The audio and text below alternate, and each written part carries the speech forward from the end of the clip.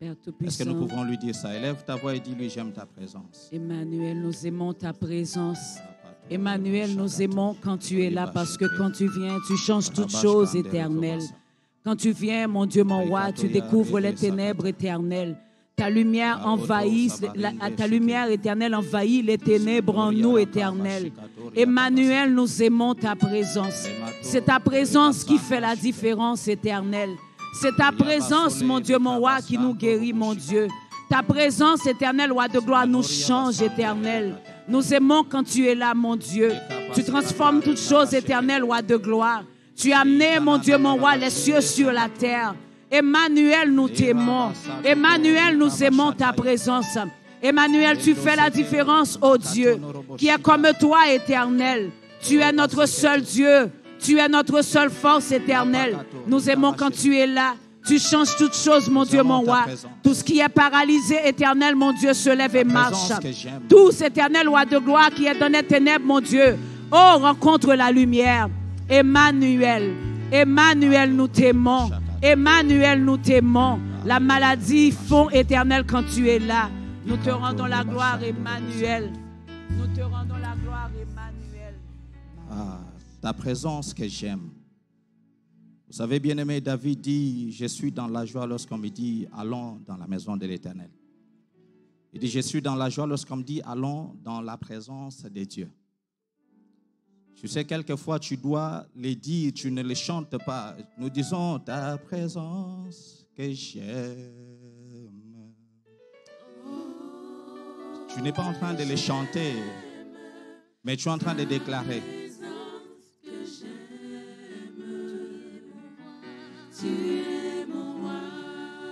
Oui, tu l'as dit, ta présence, j'aime ta présence.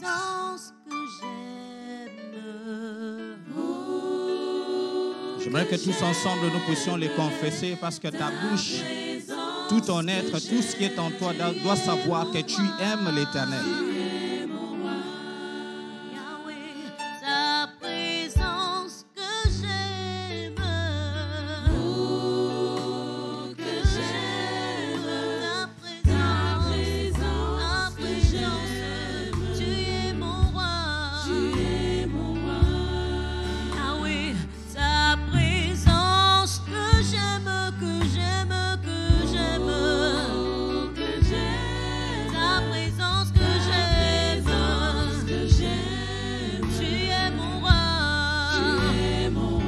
J'étais perdu.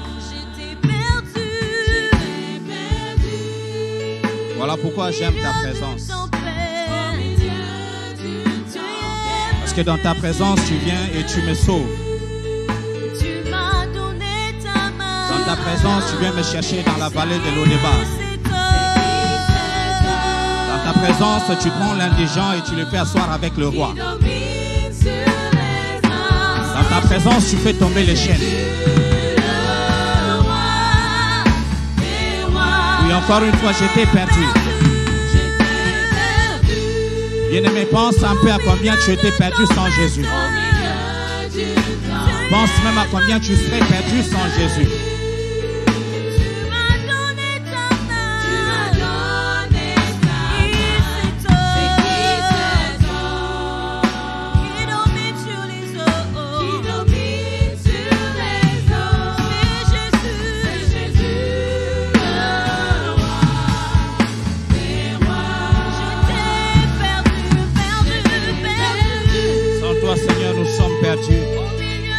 Sans toi, nous sommes égarés.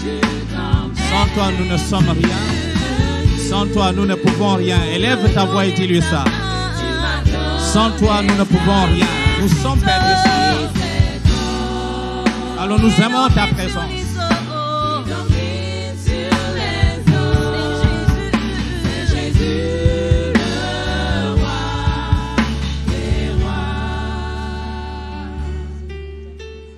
Jésus, nous te couronnons, nous te proclamons roi. Présent, il est présent au milieu de nous. Il a promis que je serai là où vous serez réunis à mon nom. Nous t'élevons par nos chants. Oui, nous voulons l'élever par nos chants ce matin. Nous t'adorons, nous t'exaltons. Viens établir ton trône éternel. Par nos louanges, nous t'invitons. Viens Jésus, prends la place du roi.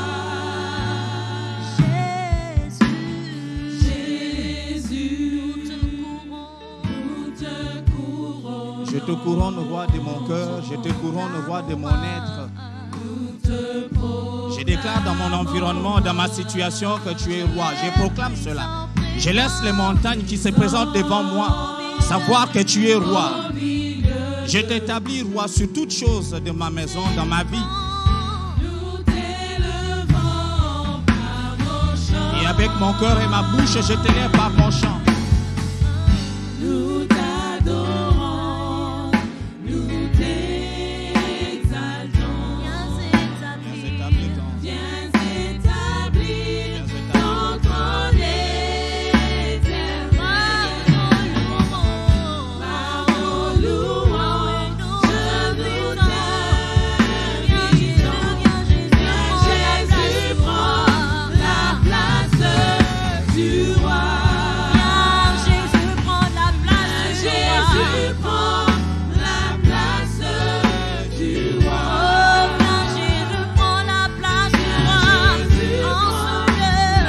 En ce lieu, Jésus prend la place du roi. Jésus prend la place du roi. Prends la place du roi parce qu'il est élevé au-dessus de tout. Voilà pourquoi même nous lui disons encore, tu es élevé au-dessus de tout. Il est élevé au-dessus de tout, bien-aimé. Rien ne peut se comparer avec lui. Rien ne peut arriver à la cheville. Même pas les problèmes que tu traverses. Rien de ce que tu vis, rien de ce que tu connais, rien de ce qui a été, qui est et qui sera, ne sera jamais à sa taille. Voilà pourquoi nous proclamons même que tu es élevé au-dessus de tout. Jésus, Jésus, Jésus, tu es élevé au-dessus de tout. Jésus, Jésus, Jésus, Jésus, Jésus, Jésus, tu es élevé. Confesse-le avec ta bouche, proclame-le dans ton environnement. Laisse les montagnes, laisse les choses autour de toi. Laisse ta situation savoir que tu comptes sur un Dieu qui est élevé au-dessus de tout. Que tu as un Dieu qui est au-dessus de tout. Un Dieu qui est la solution, qui n'a pas seulement la solution, mais qui est la solution.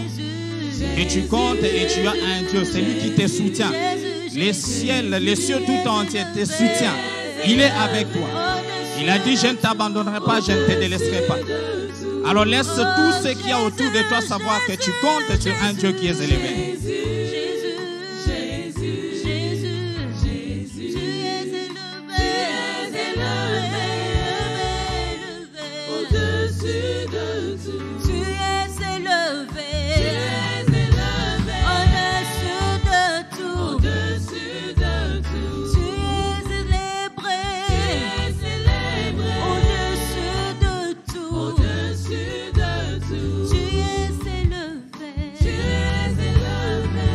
Alors est-ce que pendant quelques minutes, tu peux regarder un peu à toute situation autour de toi, qu'elle soit bonne ou mauvaise, et dis-lui, j'ai un Dieu qui est élevé.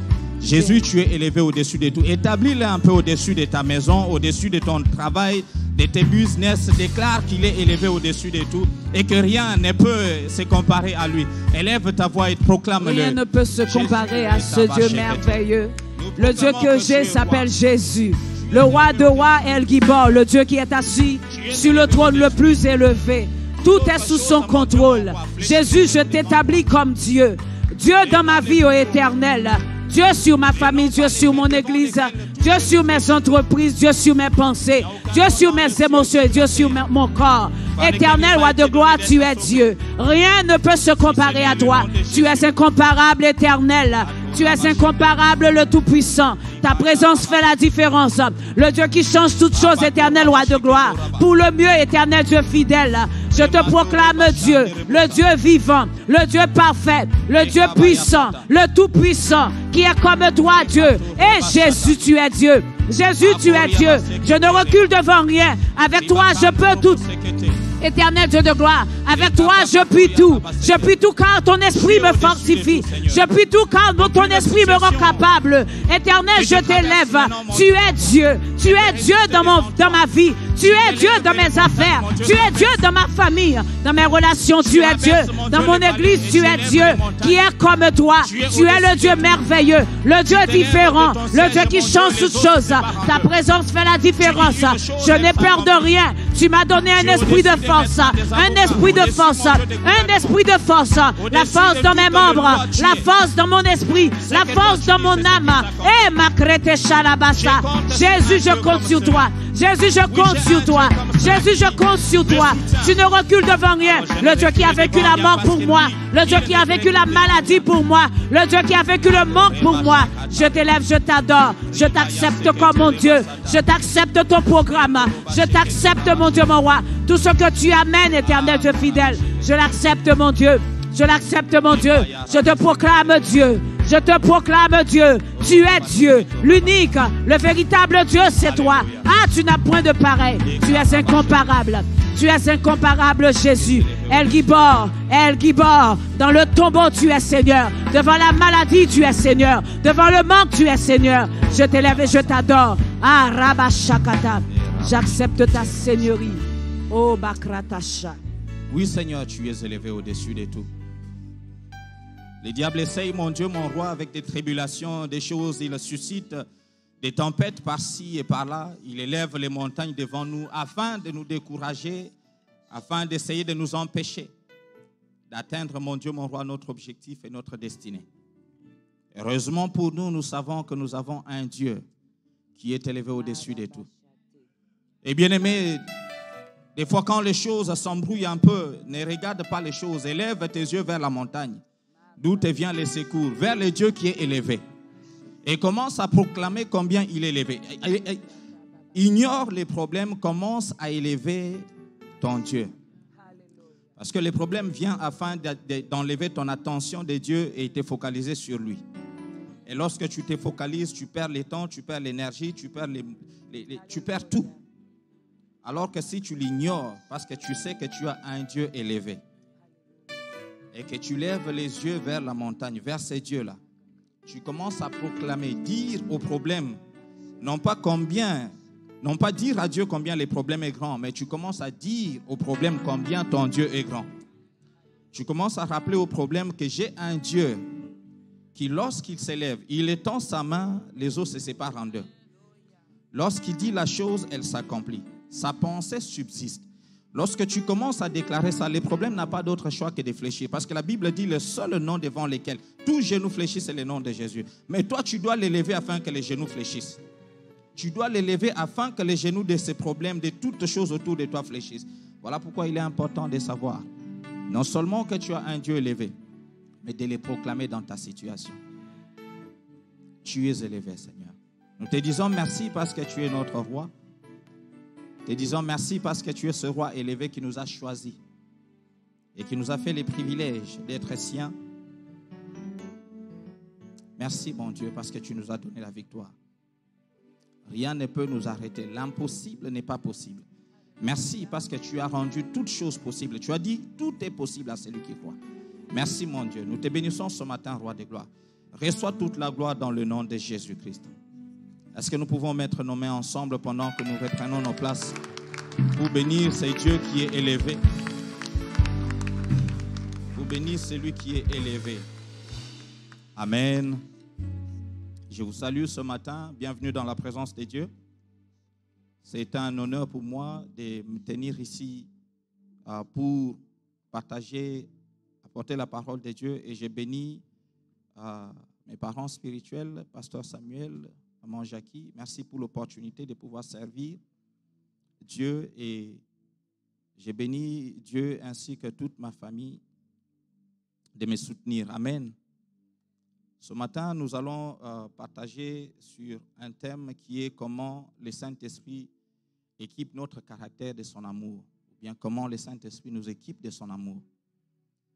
Mais avant d'aller là-bas, j'ai un petit, merci beaucoup, j'ai quelque chose que je dirais peut-être un conseil, parce que c'est un constat personnel que j'ai fait pendant que j'étais en train de lire et méditer la parole.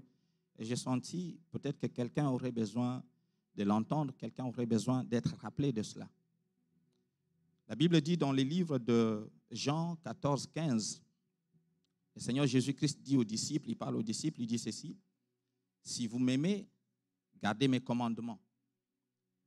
Et au verset 16, il dit: et moi, je prierai le Père, et il vous donnera un autre consolateur, afin qu'il demeure éternellement avec vous. Amen. Si vous m'aimez, gardez mes commandements. Ensuite, il enchaîne pour dire: et moi, je prierai le Père. C'est comme si je prierai le Père pour qu'il vous envoie un autre consolateur, avec un lien étroit avec le fait de garder mes paroles ou mes commandements. Amen. Et ce que j'ai constaté, c'est qu'il a dit aux disciples, comme nous le savons, qu'avant d'aller faire la mission, avant d'aller faire tout ce que je vous ai dit, attendez que le Saint-Esprit vienne. Alors, il venait de leur dire: je prierai pour que le Père envoie. Mais nous constatons que les disciples sont restés dans la prière. Bien aimé, pour que le Saint-Esprit vienne, il fallait que certaines personnes prient. Toi et moi, aujourd'hui, nous ne prions pas pour le Saint-Esprit parce qu'il est déjà venu. Amen. Mais il fallait que des personnes au préalable prient. C'est quoi mon point? Sache apprécier ceux qui ont établi des fondations sur lesquelles toi tu vas bâtir. Sache apprécier quelqu'un qui a prié pour qu'un jour tu sois à mesure de recevoir Jésus-Christ comme Seigneur et Sauveur. Sache apprécier quelqu'un qui prie dans le secret pour que tu sois ce que tu es. Deuxièmement, apprends à comment hériter ce qui a été déjà préparé pour toi ou avant toi. Tu n'es pas toujours obligé de réinventer la roue. Il y a quelqu'un qui a déjà prié pour les choses que toi tu cherches. Et ça, ce ne sont pas mes paroles. Je crois que vous avez déjà entendu ces paroles. Je ne fais que répéter ou on dit digérer ce que j'ai déjà reçu et ce que la parole de Dieu dit. Sache comment hériter ce qu'on a déjà semé. Vous savez, lorsqu'un père a déjà travaillé, il a conçu, il a bâti beaucoup de biens, son plaisir le plus grand, c'est de laisser cela à ses enfants. Il ne peut pas s'en aller et laisser ces choses, je ne sais à qui, et voir ses enfants misérables. Donc, c'est tout simplement à l'enfant de savoir comment s'aligner pour recevoir. Amen. Donc, sache apprécier et sache comment hériter. Amen. Alors, comment le Saint-Esprit équipe notre caractère de son amour? Nous, avant d'aller là-bas, je vais tout simplement nous rappeler un tout petit peu le rôle du Saint-Esprit. Le Seigneur Jésus-Christ n'a cessé de répéter, ou du moins il a dit aux disciples: sans moi, vous ne pouvez rien. Amen. Sans moi, vous ne pouvez rien. Il disait ceci, exposant ainsi l'incapacité de l'homme, l'incapacité des disciples à faire quoi que ce soit d'eux-mêmes. Il dit: sans moi, je m'excuse, sans moi, vous ne pouvez rien. Par vous-même, vous n'avez pas la capacité de faire quoi que ce soit. Vous avez besoin d'aide. Vous avez besoin d'aide. Alors, dans Jean 15, 5, il dit cela, il dit: je suis le cep, vous êtes les sarments. Celui qui demeure en moi et en qui je demeure porte beaucoup de fruits. Car, c'est la phrase qui m'intéresse le plus, car sans moi, vous ne pouvez rien. Alors, prenons l'exemple d'un manguier. Pendant que je lisais ceci, je voyais tout simplement l'exemple d'un arbre fruitier. Prenons l'exemple d'un manguier. Le manguier, c'est l'arbre. La branche, c'est par la branche que l'arbre produit les fruits. C'est-à-dire, vous ne verrez jamais les troncs porter des fruits. Ce sont les arbres, les branches qui sont connectées au tronc, qui, dans tout forme l'ensemble, portent des fruits. Mais la branche ne peut porter des fruits qu'aussi longtemps qu'elle est attachée au tronc. Parce que c'est le tronc qui est enraciné dans la terre. Et c'est du tronc que la branche tire la sève, qui est donc la nourriture, ou l'eau que le tronc tire du sol. Donc, la branche ne peut être en vie qu'aussi longtemps qu'elle est connectée au tronc. Amen. La branche ne peut être en vie qu'aussi longtemps qu'elle est connectée au tronc. La branche ne peut porter des fruits qu'aussi longtemps qu'elle est connectée au tronc. Amen. Est-ce qu'on est ensemble? Et la branche, quand elle porte des fruits, elle ne peut pas décider de porter ses propres fruits. Tu ne verras pas un manguier qui a une branche qui décide, bon, moi j'aime les citrons, je vais produire les citrons. La branche du manguier ne peut produire que la mangue. Pourquoi? Parce que c'est ce qui est dans les DNA, dans les gènes de la mangue. C'est ce que la branche doit porter. Alors Jésus-Christ dit, si vous êtes en moi, vous êtes connecté à moi, c'est alors que vous portez les fruits. Et sans moi, donc en dehors de moi, vous ne pouvez pas porter ces fruits-là. Sachant qu'il est donc impossible à l'homme de produire Dieu sans être des dieux, il est impossible à l'homme de produire ce qui est des dieux sans Dieu. Il dit dans Jean 14, 16, « Et moi je prierai le Père, et vous donnera un autre consolateur. » Amen. Vous savez qu'il est impossible à l'homme de pouvoir faire ce qu'il leur demandait de faire. La mission qu'il leur laissait, lui-même étant 100% Dieu, 100% homme, il savait quel challenge ça prend, quelles difficultés ils auront, au fait même quelle impossibilité, ou à quelle impossibilité ils seraient butés s'ils essaient de faire ça eux-mêmes. Alors il dit, je prierai au Père qui vous envoie un autre consolateur. Et ce dernier, d'abord je vous fais remarquer que pour qu'on parle d'un autre, ça veut dire qu'il y avait déjà un consolateur. Amen. Il dit, celui-là, il va demeurer avec vous éternellement. Et dans son rôle, le Saint-Esprit, il vient nous aider. Je sais que nous pouvons attribuer beaucoup de choses à son rôle, mais ce matin, je viens nous faire remarquer une chose spécifique, c'est que le Saint-Esprit vient nous aider à être des dieux sur la terre. Amen. Le Saint-Esprit vient nous aider à être des dieux sur la terre, à faire ce que Dieu veut que nous puissions faire sur la terre. Autrement dit, la volonté de Dieu. Parce que l'homme était créé comme Dieu, à l'image de Dieu, à la ressemblance de Dieu. Et lorsque la chute est arrivée, à la chute, l'homme a perdu tous ses attributs-là. Il a perdu cette nature-là de Dieu. Et ce que le Saint-Esprit fait, il vient te restaurer dans cette position-là. Il vient te restaurer dans cette place où tu es comme Dieu et tu es Dieu. Et dans ce parcours-là du Saint-Esprit où il vient nous aider, il fait une chose très intéressante. La Bible dit, il va nous conduire dans sa vérité, il intercède pour nous, il nous conseille, il intervient pour nous, il nous fortifie, il nous bâtit, au fait, jusqu'à ce que nous puissions devenir ces dieux-là, jusqu'à ce que nous puissions atteindre la stature parfaite. Amen. Mais dans ce parcours-là, il y a une chose très importante que nous ne pouvons omettre de parler ou de mentionner, c'est l'amour. Pourquoi? Parce que le Saint-Esprit n'est pas une personne qui vient faire les choses d'une manière platonique. Il ne vient pas te prendre par la main et puis te conduire, te dire, bon, tu dois partir là-bas, tu dois faire ceci, c'est ça la volonté de Dieu. C'est un gentleman. Il ne fait pas cela. Il respecte les limites que toi, tu lui donnes. Mais c'est une relation, il veut avoir avec toi une relation basée sur l'amour et non une relation platonique. Amen. Dieu veut avoir avec toi une relation d'amour et non une relation platonique, mais une relation basée avant tout sur l'amour. Alors, pourquoi est-ce que le Saint-Esprit doit nous équiper de son amour? Quelqu'un me poserait la question parce que nous savons déjà que nous avons l'amour, nous aimons, nous savons comment aimer. Amen. Je peux décider d'aimer Dieu. J'aime Dieu d'ailleurs. Combien de fois avez-vous déjà entendu parler, si vous posez la question à plusieurs personnes, est-ce que tu aimes Dieu? Oui, j'aime Dieu. Mais pour mieux développer cette question, pourquoi le Saint-Esprit doit nous équiper de son amour, et avant d'aller à comment il est fait, j'aimerais que nous puissions d'abord développer la réponse à une autre question qui est, c'est quoi même l'amour? C'est quoi l'amour?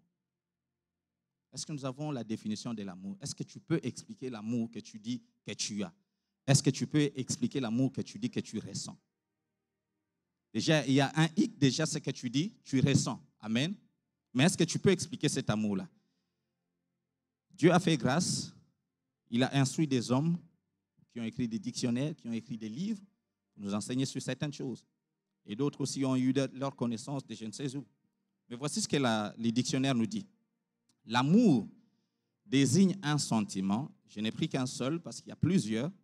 L'amour désigne un sentiment intense d'affection et d'attachement envers un être vivant ou une chose. Ça, c'est juste une définition que j'ai prise parmi tant d'autres. Mais si tu regardes dans tous les dictionnaires, partout où on a défini l'amour, on définit l'amour comme étant un sentiment. Amen. L'amour est un sentiment. L'amour est un sentiment. L'amour est un sentiment.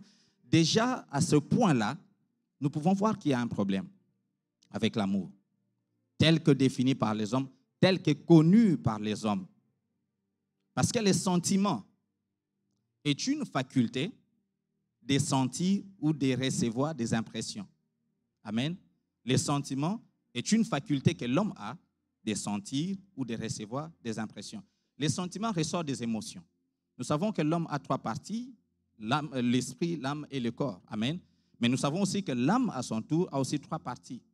L'intellect, les émotions et la volonté. Alors, les sentiments résident dans les émotions. Les sentiments ressortent des émotions.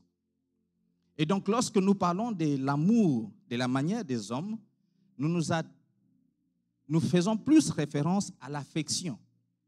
Parce que l'affection fait que si je t'approche et tu m'acceptes, on commence à parler ou on se connaît, soit ça peut être comme ami ou quelle que soit la définition de notre relation.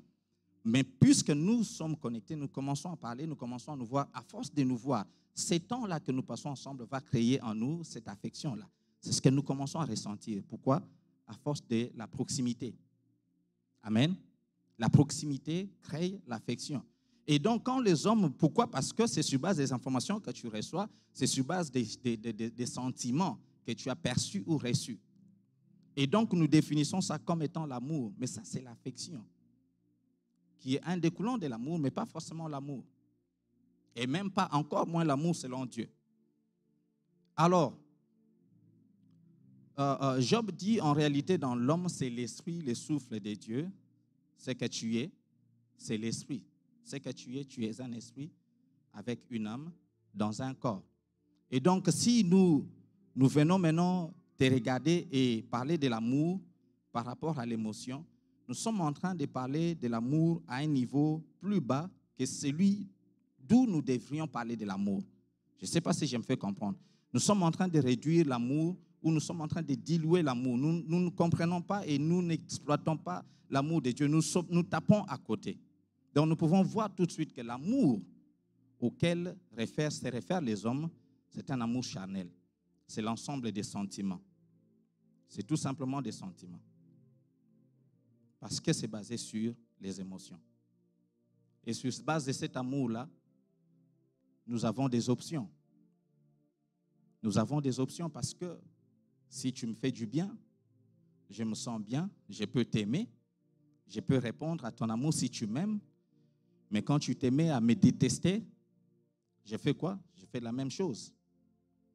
N'est-ce pas que nous avons entendu « aime ceux que tu aimes » et va là où tu es célébré et non toléré, va là où tu es aimé, va là où... Toutes ces philosophies que nous entendons des hommes, pourquoi? Parce que c'est ça la définition de l'amour que nous avons, c'est ça la vision de l'amour que nous avons, c'est ça l'information de l'amour que nous avons et que nous avons reçu.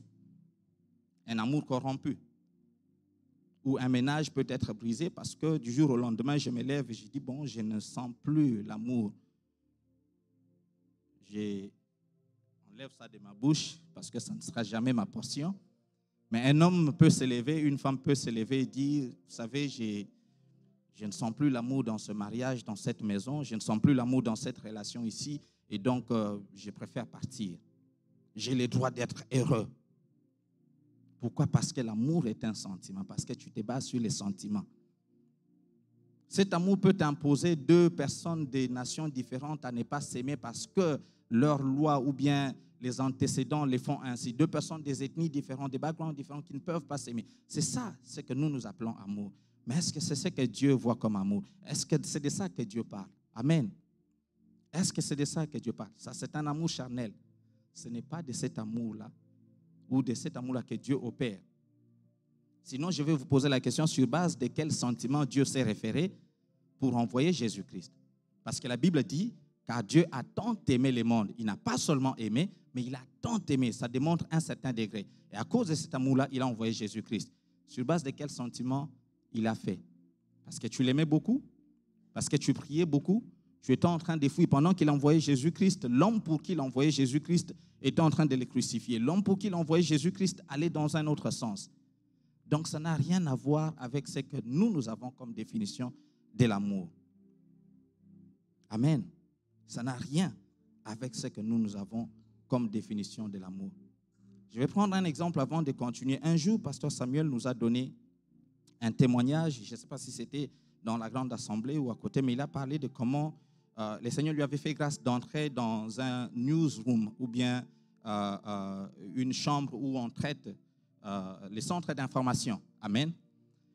Et dans ces centres d'information-là, les informations qui étaient traitées étaient des informations des choses qui allaient arriver. Donc, il était surpris de voir qu'on ne traitait pas les choses qui étaient déjà arrivées, mais les choses qui allaient arriver. Par contre, si, tel que nous sommes ici, si nous tournons notre télé, nous allons aussi voir, nous pouvons voir les newsrooms, mais dans ces newsrooms-là, qu'est-ce qu'on traite? On prend les informations des choses, des événements qui sont arrivés et on vient annoncer au public.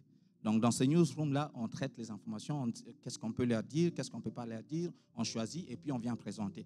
Donc, nous voyons deux choses, deux contextes différents, l'un céleste, l'autre terrestre, un qui annonce ce qui va venir, l'autre qui annonce ce qui a déjà pris place, un qui est proactif et l'autre qui est réactif parce qu'il parle de ce qui est déjà arrivé, l'autre qui concerne les initiés parce que pour qu'il soit là, il fallait être un initié, ce n'est pas tout le monde, mais l'autre qui est pour le grand public. Mais les deux sont appelés newsroom. Donc, lorsque nous parlons de l'amour, nous devons savoir à quel amour nous faisons référence. De quel amour nous parlons. Lorsque quelqu'un même dit « j'aime Dieu » ou « j'aime une personne », il faut te poser la question tout de suite. Même toi-même, quand tu dis « j'aime », il faut toujours te poser la question de quel amour j'aime ici. De quel amour je suis en train de faire référence.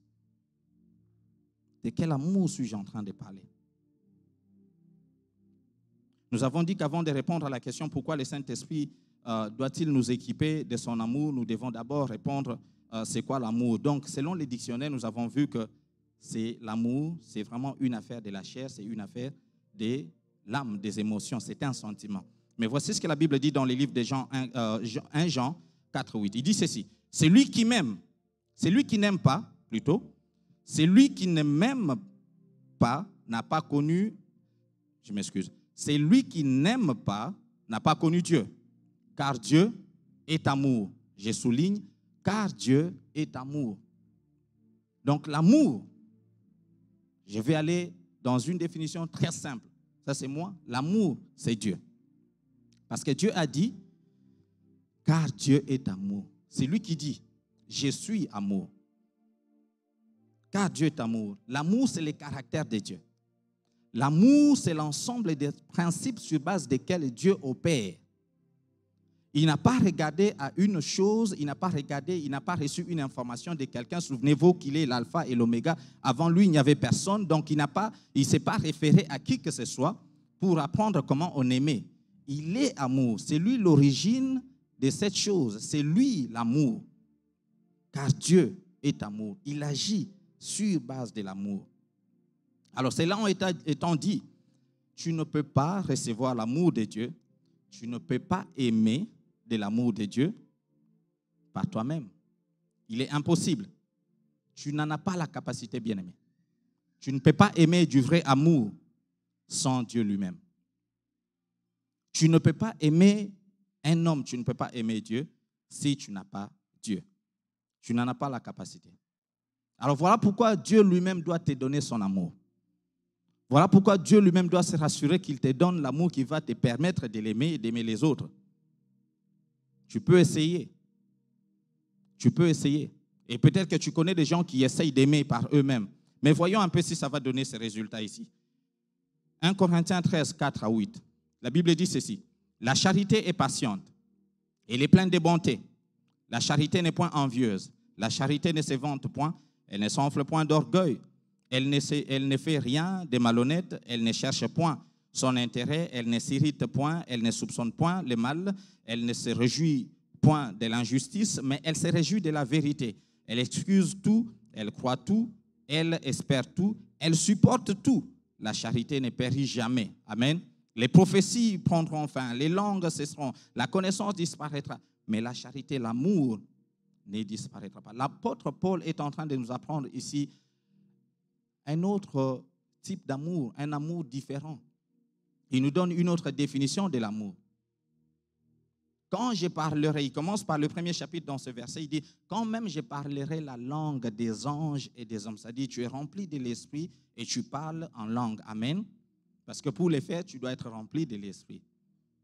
Amen.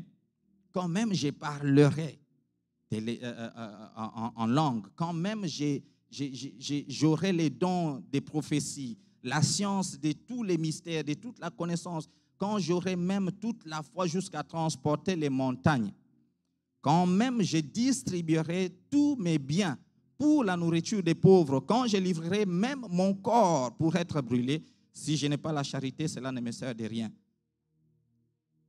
Ah bon? Ça veut dire qu'il est possible de faire toutes ces choses et ne pas avoir l'amour. Je ne sais pas si vous voyez la même chose que je vois. Ça veut dire qu'il est possible de faire des aumônes, mais sans avoir l'amour. Et pourtant, nous voyons des hommes faire des aumônes, des hommes faire des dons tous les jours ici, au nom de l'amour. Amen. Et en passant, l'aumône, au fait, veut dire don des petites valeurs qu'on donne souvent à ceux qui sont méprisés ou bien ceux qui sont misérables. Donc, il est possible que tu fasses cela, que tu nourrisses des gens, que tu donnes, mais tu n'as pas l'amour en toi. Comment expliquer cela? Tu fais tout ce que tu fais, mais tu n'as pas l'amour. Bien-aimés, nous vivons dans un monde corrompu. Nous vivons dans un monde des illusions. Si tu te bases sur ce que tu vois, si tu te bases sur ce que les gens disent de l'amour, si tu te bases sur toutes ces choses-là, tu vas être déçu. Et surtout dans cette génération de TikTok, où la technologie a encore amplifié, le faux est tellement devenu vrai que si tu te bases sur l'amour tel que c'est promu dans la place publique, tu es vraiment à côté et tu seras misérable.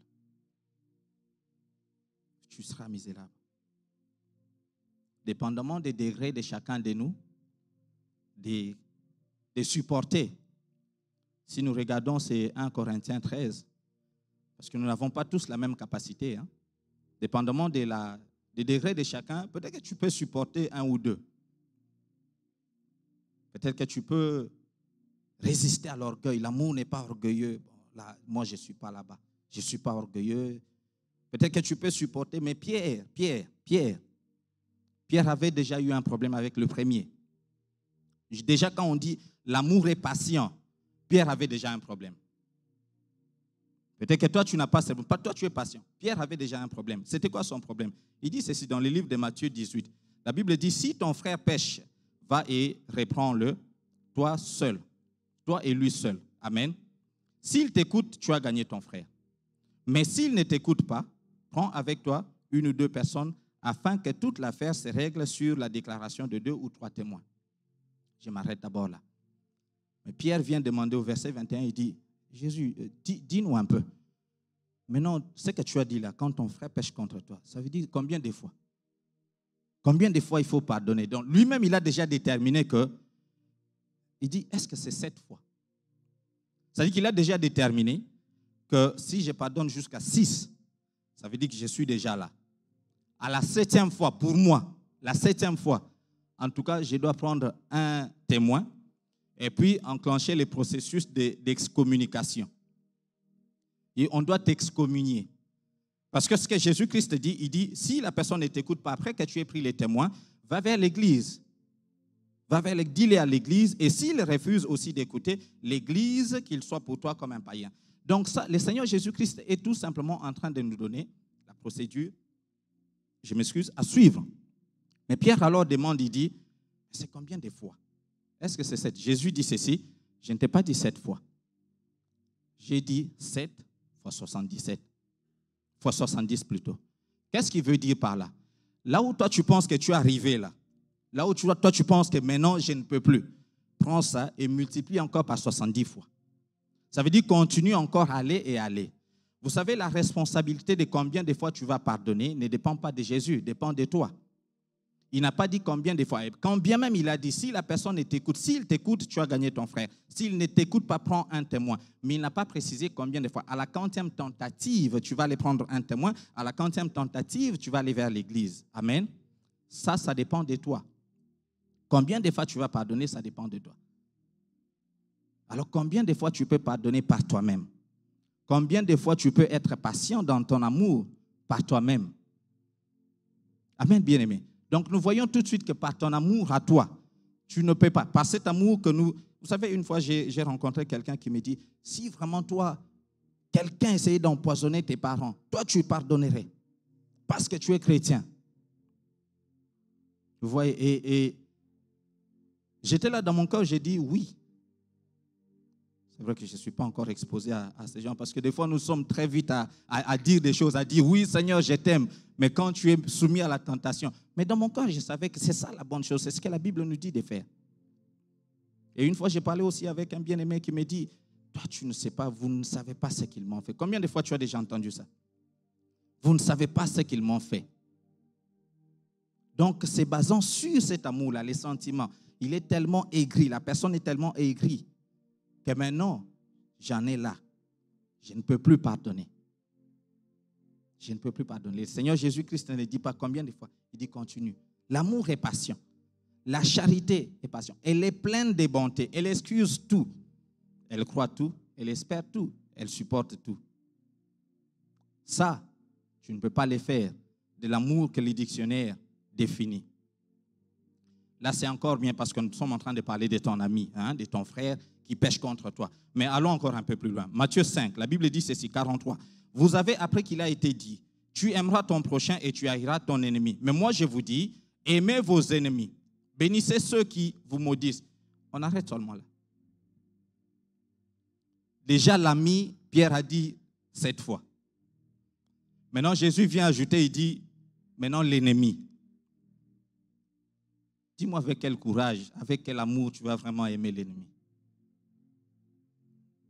Tu le regardes en face, tu dis, je te bénis, que Dieu te bénisse, et tu vas dans ton prayer closet, tu pries pour lui, tu dis, Seigneur, bénis-le, fais ceci, de ton amour là, de l'amour que nous avons appris, de l'amour sentiment.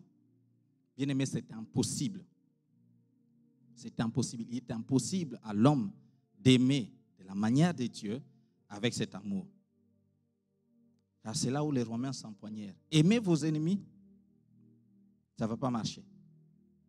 Mais alors Jésus-Christ dit, pourquoi alors il nous dit même cela?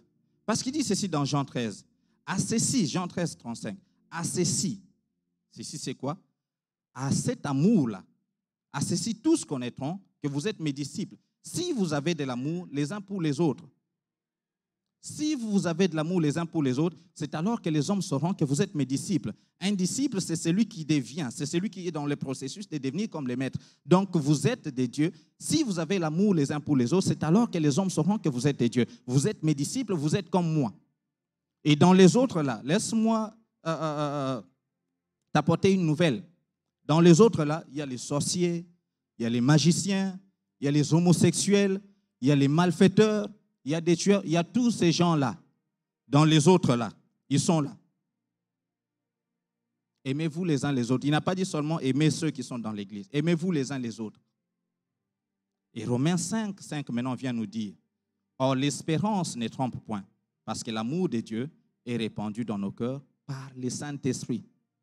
L'amour de Dieu est répandu dans nos cœurs par le Saint-Esprit. L'amour qui peut te rendre capable d'aimer les homosexuels, les sorciers.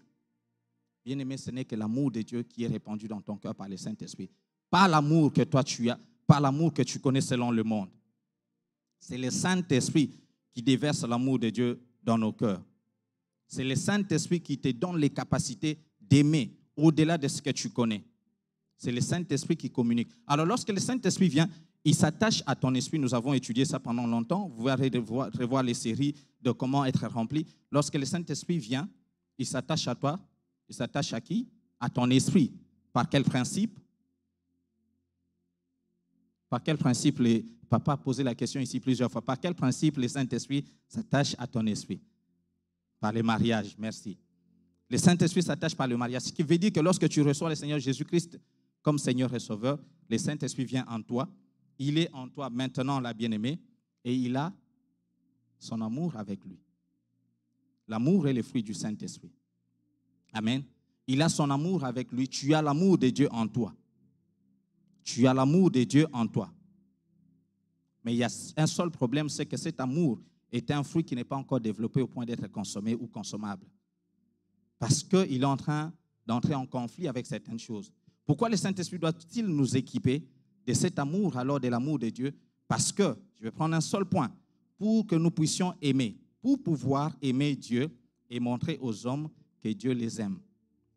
Pour pouvoir aimer Dieu et montrer aux hommes que Dieu les aime. Car le monde ne connaît pas l'amour de Dieu. Le monde ne peut pas aimer de la manière de Dieu. Le monde ne connaît pas l'amour de Dieu. Et d'ailleurs, beaucoup ne savent plus recevoir l'amour de Dieu à cause de comment ils ont été traités à l'église. Beaucoup ne savent plus recevoir l'amour de Dieu à cause de comment ils ont vu ceux qui disent être des dieux s'aimer entre eux. De l'amour de la chair, de l'amour du monde. Ils ont vu comment est-ce qu'ils ont été traités.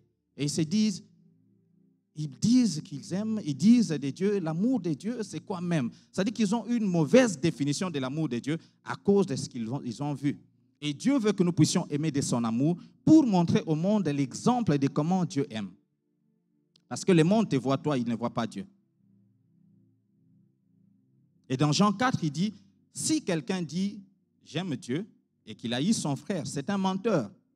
Pourquoi? Car c'est lui qui n'aime pas son frère qu'il voit. Comment peut-il aimer Dieu qu'il ne voit pas? Donc Dieu veut qu'au travers de comment nous nous aimons, les hommes puissent voir comment est-ce que Dieu aime. Et je me suis attardé un peu sur ceci pour voir, parce que tu ne peux pas dire que tu aimes Dieu si tu n'as pas encore aimé l'homme. Tu ne peux pas dire j'aime Dieu alors que tu n'as pas encore aimé l'homme. Donc la première chose, il nous équipe à aimer Dieu, à aimer plutôt, à avoir l'amour de Dieu pour aimer les hommes. Deuxièmement, pour aimer Dieu. Amen. Pour aimer Dieu. Tu ne peux pas aimer Dieu de ton amour. Parce que aimer Dieu va te demander beaucoup de sacrifices, va te demander de quitter beaucoup de choses, va te demander de changer beaucoup de choses. Tu ne peux pas aimer Dieu de ton amour. Vous savez, Jésus pose la question à Pierre, il dit, est-ce que tu m'aimes? Il dit, oui Seigneur, je t'aime. Il dit, alors paie mes brebis. Paie mes brebis. Si tu m'aimes, paie mes brebis. Mais ces brebis-là, ce n'est pas seulement ceux qui étaient avec Pierre, ce n'est pas seulement ceux qui étaient dans l'église. Dans les brebis, il voyait même les malfaiteurs qui étaient dehors, il voyait même ceux qui étaient en train de les crucifier. Parce qu'il dit ceci dans les livres de Jean 14. Jean 10 plutôt, Jean 10, 14 à 17, il dit, je suis le bon berger. Je vais à 16, j'ai encore d'autres brebis qui ne sont pas de cette bergerie. Donc Jésus-Christ leur annonçait que j'ai d'autres brebis qui ne sont pas encore ici avec vous, qui ne sont pas encore ici à l'église, qui sont là dehors. Ils vont entendre ma voix. Il faut que je les amène pour que vous soyez ensemble tous un seul, que vous soyez tous un seul troupeau. Mais dans l'entretemps, où est-ce qu'ils sont? Dans le monde. Ce sont des gens qui vont te calomnier, qui vont faire des choses. Et le Seigneur lui dit, paie-le, garde-le, aime-le. Donc, la même manière que moi, je suis venu, j'ai fait pour vous, toi aussi fais pour eux. Alors, il dit, c'est ça l'amour. Si quelqu'un garde mes commandements, si quelqu'un connaît mes commandements et qui les garde, c'est celui-là qui m'aime. Donc, Dieu définit son amour comme étant le fait de garder son commandement. Dieu définit l'amour de Dieu comme étant le fait de garder son commandement. Ça va te demander de faire beaucoup d'aménagements, de faire beaucoup de changements. Parce que tout ce qui est en toi, tout ce qui est dans ton âme, combat l'amour de Dieu. Court dans le sens opposé de l'amour de Dieu. Et Dieu te dit, alors si tu m'aimes, garde mes commandements. M'aimer, c'est garder mes commandements. Ce n'est pas les dire. Tu peux les crier toute la journée. Aussi longtemps que tu ne fais pas, tu n'es pas encore arrivé au point d'aimer Dieu. Je ne dis pas que tu n'aimes pas Dieu, parce que l'amour de Dieu est dans ton esprit. Il n'est pas encore manifesté. Amen. Donc, je ne viens pas te condamner ce matin, je ne viens pas te dire que tu n'aimes pas Dieu, je ne viens pas révéler que tu n'as pas l'amour de Dieu, mais je viens tout simplement te rappeler que tu as l'amour de Dieu dans ton esprit, mais qu'il y a certaines choses que tu dois faire pour que cet amour de Dieu devienne un fruit consommable. Comment alors il nous équipe de ces caractères, de cet amour? Premièrement, nous l'avons dit, c'est par le remplissage de l'esprit. Et donc ici, j'entre encore, vous pouvez aller revoir, bien aimé, des enseignements très riches sur le remplissage. Par les mariages. Le Saint-Esprit vient, il équipe ton esprit de l'amour de Dieu. Mais le problème, c'est que cet amour est encore au niveau de ton esprit. Et ton âme n'est pas encore remplie. Si ton âme n'est pas remplie, il y aura un conflit. Parce que l'amour que toi, tu as connu jusque-là, se trouve au niveau de ton âme. Amen. Se trouve au niveau de ton âme. Et donc, pour résoudre maintenant les problèmes, deuxième point, c'est qu'il faut qu'il y ait remplissage de ton âme. Et comment se fait le remplissage de l'âme? Par la connaissance. Amen. La Bible nous dit dans Colossiens 3,16 que cette parole habite abondamment en vous. Ça, c'est un exercice que toi, tu dois faire. Tu te remplis, tu fais le remplissage de l'âme par la parole de Dieu. Tu dois te soumettre à étudier, à lire la parole de Dieu. Mais plus important, à faire la méditation de la parole de Dieu. Et nous avons encore étudié plusieurs formes de méditation. Amen. Qui sont même en train de continuer. Par le remplissage de l'âme. C'est lorsque ton âme est saturée maintenant de l'information de Dieu. C'est lorsque ton âme est saturée, remplie maintenant de la connaissance de comment Dieu aime, qu'elle peut plutôt s'aligner avec l'esprit. Et lorsque maintenant elle reçoit les pensées, elle reçoit la pensée de Dieu, elle reçoit les instructions de Dieu, il n'y a pas de conflit en toi. Sinon, jusque-là, aussi longtemps que l'âme n'est pas encore remplie, il y aura conflit. Il y aura conflit entre ce que Dieu veut et ce que la chair veut. Parce que ton âme fonctionne sur base des informations. Ton âme a besoin des informations pour fonctionner. Et malheureusement, toutes les informations qu'elle a reçues sont corrompues. Toutes les informations qu'elle a reçues, donc, déforment ton âme. Alors, il faudrait maintenant que tu fasses ce travail-là. Le travail de remplir ton âme. Amen, bien-aimé. Le travail de remplir ton âme. Le troisième point, c'est prier. Donc, j'ai dit le premier point, c'est remplissage par l'esprit. Et ça, c'est lorsque nous recevons Jésus-Christ. Deuxième point, le remplissage de l'âme. Ça, c'est ton travail. Troisième point, tu dois prier. Pourquoi tu dois prier? Tu ne peux pas faire confiance à ton âme. Tu ne peux pas te faire confiance à toi-même. Tu ne peux pas te faire confiance pour aimer. La Bible dit ceci.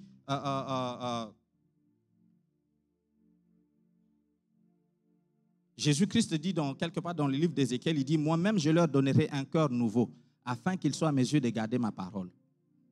Je leur donnerai un cœur nouveau, afin qu'ils soient à mesure de garder ma parole. Tu ne peux pas te faire confiance à toi-même. Et Proverbe dit, ne te base pas sur ta sagesse. Ne sois pas sage à tes propres yeux. Bien-aimé, si tu es distrait seulement un moment, tu ne sais pas quelle information, toute la journée, si tu es en train de faire face à des informations, tu reçois à gauche, à droite. Parce que l'âme reçoit les informations, soit de la chair, du corps, ou bien de l'esprit. Je m'excuse. Et tous les jours ici, tu es confronté à des informations bizarres qui viennent à gauche, à droite. Si tu ne veilles pas, la prière va te permettre de veiller. La prière va te permettre de rester disponible et dire comme David, sonde-moi, ô Dieu, et connais mon cœur. Si mon amour maintenant là, je sais que j'ai dit que j'aime, mais si mon amour est déjà déformé sans que je le sache, révèle, expose. Ça, c'est au travers de la prière. Tu supplies Dieu. Tu restes disponible pour que Dieu te sonde et qu'il expose les corruptions qui peuvent déjà être entrées. Tu ne peux pas te faire confiance. Et ça, c'est un travail que tu fais constamment. Ça, c'est un travail continu. Et le dernier point, bien-aimé, c'est tout simplement appliquer. Applique l'amour de Dieu. Après que tu sois rempli dans ton âme, maintenant, va appliquer. La connaissance sans l'action est vraiment inutile. Si tu sais ce que tu dois faire et que tu ne le fais pas, cette connaissance-là ne profite pas. C'est comme un gaspillage. Amen. C'est vrai que c'est un processus, mais nous devons y travailler. Va et commence maintenant à appliquer l'amour de Dieu. Pas selon le monde, mais selon ce que Dieu a dit. Aime ton ennemi. Tu as un ennemi, commence à t'exercer à l'aimer. Parce que c'est comme ça que tu deviens comme Dieu. Quelqu'un qui t'offense commence à exercer la patience. Aime-le et continue à pardonner encore et encore. Bien-aimé, ça va te prendre toutes les fibres de ton corps. Ça va te prendre toute la force pour que tu arrives. Et tu ne vas pas y arriver à la première tentation, tu ne vas pas y arriver à la deuxième. Heureusement pour nous, Dieu a dit, c'est ainsi que Jésus-Christ a dit, sans moi, vous ne pouvez rien. Vous ne pouvez pas y arriver. Et c'est heureusement qu'il est là pour nous aider, le Saint-Esprit. Il est là pour nous aider. Donc, commence à appliquer maintenant l'amour de Dieu. Seigneur, tu m'as dit d'aimer. Ils m'ont offensé. Vraiment, je n'ai pas la force de prier même pour eux. Mais aide-moi. Fais-moi grâce. Et tu commences à faire le contraire de ce que tu ressens. Commence à faire le contraire de ce que tu ressens. L'amour de Dieu n'est pas une question des sentiments, des sensations. Je sens, peut-être que ce matin, tu ne sentais même pas de venir ici. Donc, tu ne peux même pas dire j'aime Dieu parce que ce matin, peut-être que tu ne sentais pas vraiment, aujourd'hui, je ne sens pas comme si je vais aller à l'église. L'amour de Dieu n'est pas une histoire de sentir. C'est une prise de décision. C'est une décision que tu prends de suivre Dieu, d'appliquer sa volonté. Si quelqu'un m'aime, alors il garde ma parole. C'est une décision que tu dois prendre. Donc, si tu te bases sur je sens pas, je veux pas, bien aimé, tu vas attendre longtemps. Le royaume des cieux appartient aux violents. C'est toi qui dois t'appliquer. Tu commences à appliquer l'amour de Dieu. Tu ne sais pas ce qu'ils m'ont fait. Oui, je ne sais pas. Dieu sait. Et pourtant, il te dit, aime-le. Lui, il est mort à la croix pour lui. Toi, tu es déjà mort. Tu n'es pas encore mort. Est-ce qu'on t'a crucifié? Lui, il a dit, je sais ce qu'ils t'ont fait. Moi aussi, on m'a fait la même chose. Mais je l'aime. Et d'ailleurs, c'est pour mon amour que cela est arrivé. Donc, applique maintenant l'amour de Dieu. Ne déclare pas, ne dis pas seulement j'aime Dieu. Comment peux-tu dire que tu aimes Dieu si tu n'aimes pas ton prochain que tu vois et pourtant Dieu, tu ne le vois pas? Dieu nous a placés dans un terrain où nous appliquons notre amour. Nous montrons aux hommes comment est-ce que l'amour est. Comment est-ce que l'amour doit être vécu. C'est quoi même l'amour? Alors, il est temps que nous, enfants de Dieu, nous, représentants du royaume, ambassadeurs célestes sur la terre, que nous puissions commencer à appliquer l'amour de Dieu selon Dieu. Parce que cet amour est en toi, cet amour est en moi. Amen. Nous avons cet amour en nous par le Saint-Esprit. Seulement que nous ne faisons pas encore le travail qu'il faut pour qu'il soit manifesté, pour que ce fruit devienne mûr et qu'il soit consommable. Je me souviens d'une servante de Dieu qui disait souvent, elle disait, en tout cas, cette personne ici me fait mûrir les fruits de l'esprit. Ça veut dire que la personne faisait toujours des choses qui l'exposaient. Vous savez, il y a des gens, tu fais quelque chose et tu es dans sa présence, tu sens que tout en toi bouillonne. Mais le Saint-Esprit est en train de te rappeler, il dit, la patience. Et puis toi, tu veux t'énerver à un point, tu dis, en tout cas, ces fruits de la patience est en train de mûrir maintenant pour qu'ils soient consommés par les autres. Parce que sinon, si le Saint-Esprit n'était pas là pour me rappeler ça, j'aurais déjà explosé. Donc il dit, cette personne me fait mûrir les fruits de l'esprit. Et c'est ça. Ce n'est pas parce que tu seras dans un monde ou dans un environnement où rien ne se passe que l'amour de Dieu va se manifester. Non, au contraire. Pour que l'amour de Dieu se manifeste, tu seras au milieu des gens qui vont te critiquer, au milieu des gens qui vont faire des choses bizarres. Mais c'est là où tu dois manifester l'amour de Dieu. Amen, bien-aimé. Cet amour, tu l'as, cet amour, je l'ai. Nous l'avons par le Saint-Esprit. Nous avons le Saint-Esprit pour nous aider à pouvoir les manifester. Nous avons le Saint-Esprit pour nous aider à pouvoir grandir. Manifestons l'amour de Dieu. Que Dieu vous bénisse. Que Dieu vous bénisse.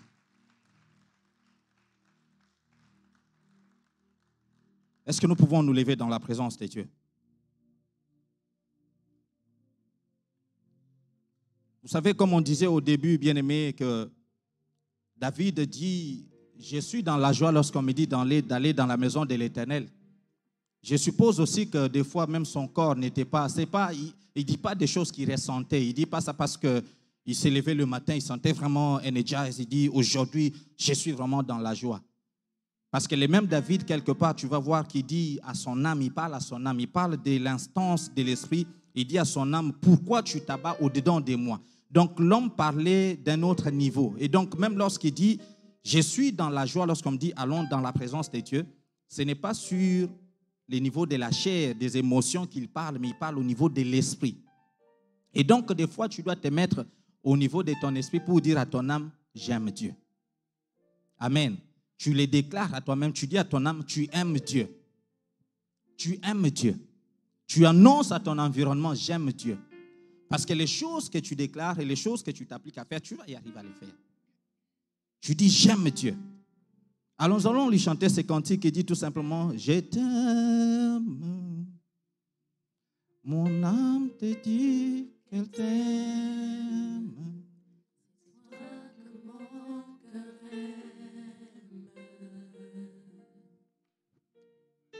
Mon Emmanuel, je t'aime. Oui, avec tes yeux fermés et tes mains levées, dis-lui, je t'aime.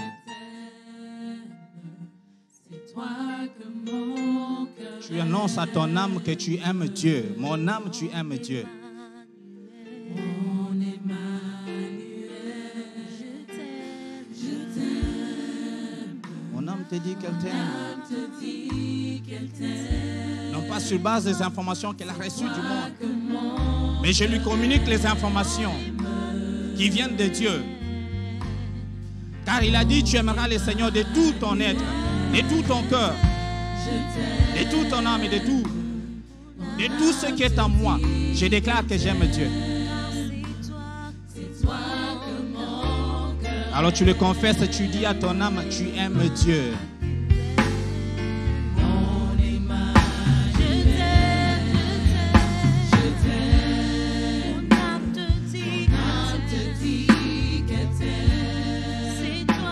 Je ne laisse pas mon âme l'option de dire ce qu'elle pense. Je lui communique les informations. Je lui dis ce qu'elle doit ressentir, ce qu'elle doit faire.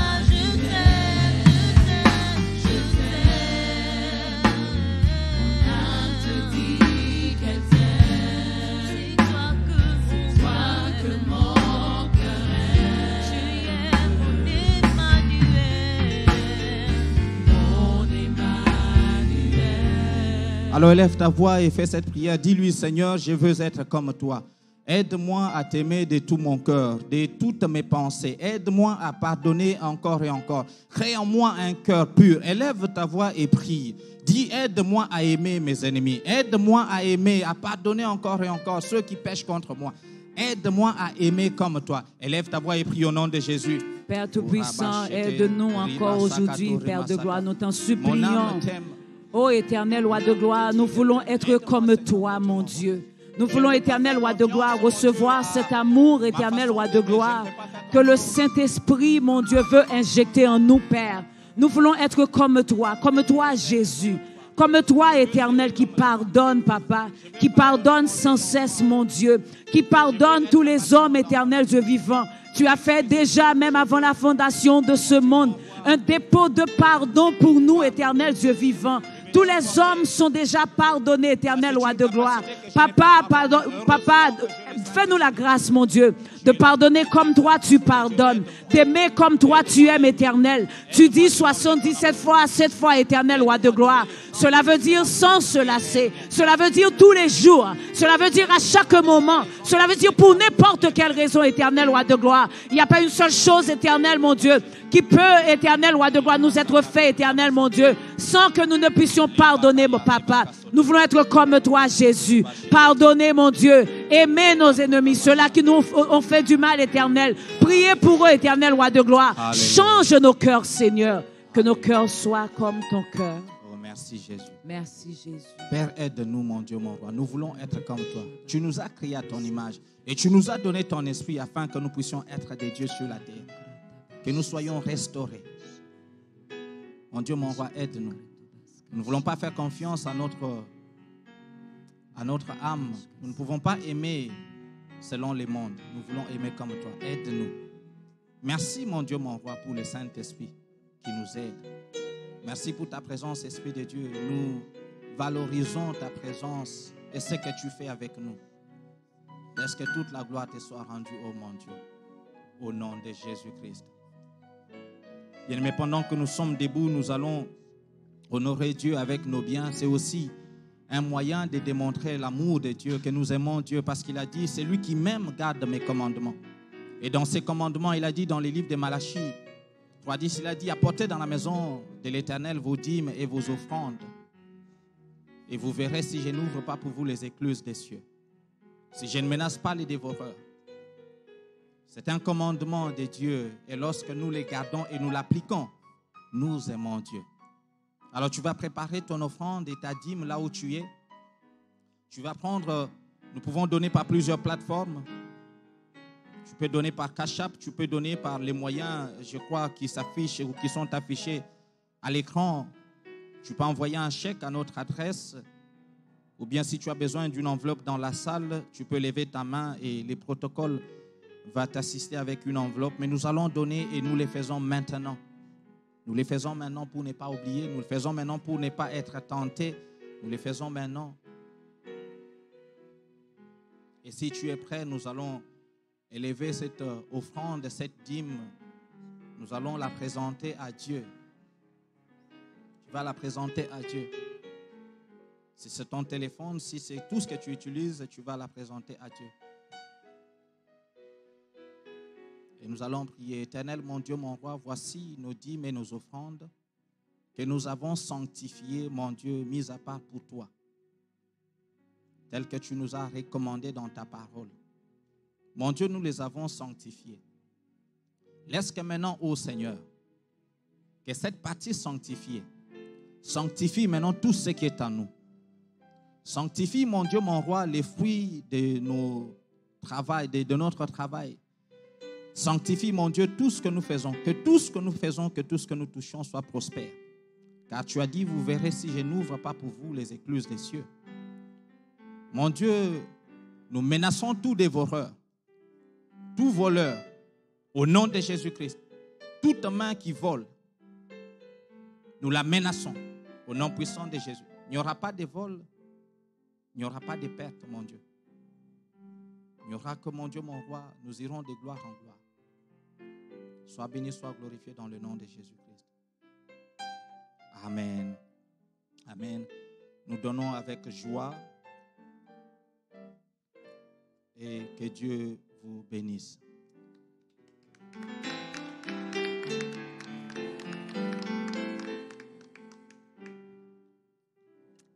Alléluia. Alléluia. Amen. Nous allons nous rasseoir dans la présence de Dieu. Nous sommes arrivés à la fin de notre premier culte. Avant de passer aux annonces, nous aimerions vraiment recevoir nos invités spécialement. Je vais demander s'il y a quelqu'un qui adore pour la toute première fois ici parmi nous. Est-ce que vous pouvez vous mettre debout? Nous aimerions vraiment vous apprécier spécialement ce matin. En tout cas, il n'y a personne ici. Et si vous êtes en ligne, vous êtes là pour la toute première fois, vous adorez avec nous ce matin pour la toute première fois, nous aimerions vraiment vous dire que c'était une joie pour nous de vous avoir au milieu de nous. Alors, vous allez cliquer sur le lien numéro 3 et comme ça, vous verrez une forme que vous pouvez remplir et nous rentrerons en contact avec vous. Que Dieu vous bénisse. Alors, nous allons passer au communiqué. Le vendredi 30 septembre, nous aurons notre soirée spéciale de Bible Breakthrough in Prayer à partir de 9h p.m. et jusqu'à minuit. Nous encourageons toute l'Église à nous joindre et ça sera à Sava 1. L'adresse est 133 Hancock Street, Everett. En tout cas, nous aurons un temps spécial et comme nous le savons, à chaque fois que nous avons Bible, le Seigneur se présente et nous allons toujours pour faire des prières intenses. Alors comme c'est dit, le titre même le dit, Breakthrough in Prayer. Venons, amenons quelqu'un, invitons les gens à venir et venons vraiment nombreux rencontrer le Seigneur. Nous avons encore une autre annonce spéciale. Nous savons qu'aujourd'hui, c'est le dernier dimanche du mois de septembre. Le mois prochain, c'est le mois d'octobre. Et le mois d'octobre, c'est un mois spécial pour nous. C'est un mois spécial pour l'Église. On choisit le mois d'octobre pour apprécier les pasteurs, pour apprécier ceux-là qui dirigent les églises. Vous savez, nous ne pouvons pas apprécier Dieu sans apprécier ceux-là qu'il place au-dessus de nous. Alors, généralement, nous prenons un dimanche où nous faisons des cultes spéciaux pour apprécier nos pasteurs. Et ça sera le dimanche 30, ça sera le dimanche 30 octobre. Mais ce mois qui vient ici, nous allons faire ça pendant tout le mois. N'est-ce pas que le Seigneur nous fait tellement de bien au travers de notre maman et notre papa Samuel qui est ici présent. Parfois, tu te dis qu'un seul jour, ce n'est pas suffi. Et nous pouvons passer toute l'année vraiment nous appuyant sur eux. J'ai aimé ce que Papa Jacques vient de dire. Il a dit que sache apprécier ceux qui prient pour que nous deviendrons ce que Dieu nous appelle à être. Et c'est ça que nous allons faire pendant tout le mois. Je vais nous demander, pendant cette semaine ici, préparons ce temps vraiment dans la prière. Parce qu'au fait, en les appréciant, ce n'est pas nécessairement vraiment des hommes que nous sommes en train d'apprécier. Nous sommes en train d'apprécier Dieu en eux. N'est-ce pas? Nous allons célébrer Dieu parce qu'il nous fait tellement de bien. Vous voyez, la Bible parle de Saül qui a rencontré Samuel et c'était tout un virement. Certains d'entre nous, et je dirais nous tous d'ailleurs, on les a rencontrés et on a vu vraiment des virements dans nos vies. Alors nous allons venir célébrer le Seigneur. Et ce n'est pas quelque chose que nous allons certainement faire dans la chair puisque c'est quelque chose que le Seigneur lui-même il nous a dicté. C'est la Bible au fait qui nous a dicté cela. On doit se le rappeler tous les jours. Dans 1 Timothée 5, 17, la parole de Dieu nous dit que les anciens qui dirigent bien soient jugés dignes d'un double honneur. Surtout ceux qui travaillent à la prédication et à l'enseignement. On parle de double honneur. Ce qui veut dire que je ne peux pas les apprécier comme j'apprécie mon frère ou ma soeur ici. Non, c'est différent. C'est ça que la Bible dit. Ce n'est pas nous qui l'avons dit, c'est ça que la Bible dit. Alors vraiment, bien-aimés, nous allons passer tout le mois d'octobre en train de prier, en train de les apprécier. Voyons, parce qu'ils ont passé comme 11 mois en train de prier pour nous, pour que nous soyons guéris, pour que nous soyons sauvés, pour que nous soyons transformés, libérés. Voyons, alors nous allons vraiment prendre le temps de les apprécier. Et on va passer un temps extraordinaire le 30 octobre. Nous aurons 2 services merveilleux. On vient bien habillé, on doit noter ça. Les couleurs, d'ailleurs, cette année, on va s'habiller en mauve et jaune. Ce que nous n'avons jamais fait avant. Alors, si tu as porté ta veste jaune aujourd'hui, garde ça pour le 30. Voyons, gardons les jaunes et les mauves pour les 30. Voyons, on va venir bien habillé, on va venir vraiment joyeux, dans la joie de Dieu. Que vraiment, quand quelqu'un entre ici, il se demande qu'est-ce qui se passe. Et joyeusement, on leur dira, nous sommes en train d'apprécier nos parents.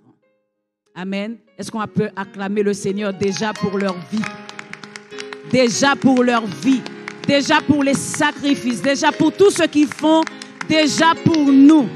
Nous sommes les bénéficiaires de leurs sacrifices. Alors, je vais maintenant nous demander de prêter attention aux écrans et nous allons prier à la fin. Savat Church organise des sorties d'évangélisation, appelées Ask Me to Pray With You, où nous allons et Savat Church organise des sorties d'évangélisation, appelées Ask Me to Pray With You, où nous allons et adressons les besoins des membres de la communauté en prière. Ces sorties sont coordonnées à travers les familles de vie.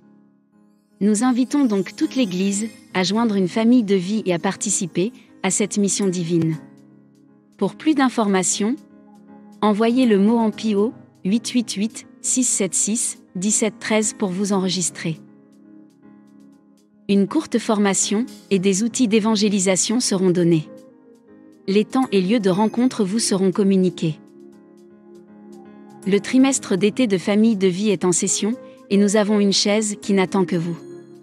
Rejoignez une cellule pour grandir dans votre marche avec Christ, pour la communion fraternelle et pour des opportunités de servir Dieu et les autres.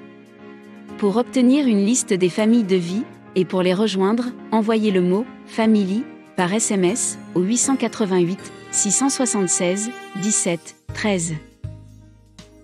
Nous nous rencontrons chaque matin au téléphone, du lundi au vendredi, de 5h à 5h30, pour des moments de prière et de partage appelés, commandés au matin. Le thème de ce mois est « La victoire face aux tribulations ». Le thème de cette semaine est « Une vie de prière et de jeûne ». Le numéro de téléphone est le 1 805 309 01 11 et le code 868 115.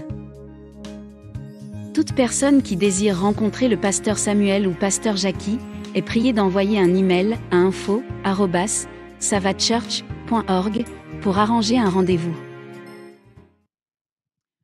Nous sommes arrivés à la fin, nous allons nous mettre debout dans la présence de Dieu. Nous allons prendre le temps seulement de le remercier pour sa parole.